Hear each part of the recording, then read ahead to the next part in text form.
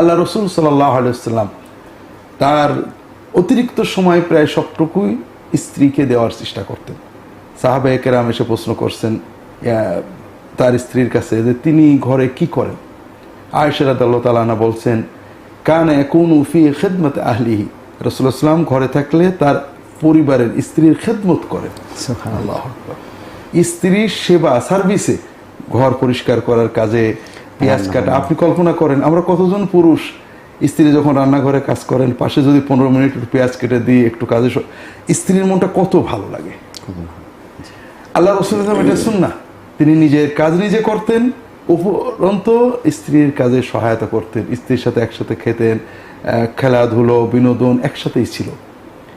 তা আমাদের দর্শক ভাইদেরকে বলবো যে আমরা যদি এটা করি রাসূলুল্লাহ সাল্লাল্লাহু আলাইহি ওয়াসাল্লামের সুন্নাত হিসেবে আল্লাহর সন্তোষের জন্য, আমরা কিন্তু শুধু আখিরাতে সওয়াব পাবো না, দুনিয়াতে আমরা যেটা পাবো সেটাও অফুরন্ত আনন্দ, অপার আনন্দ।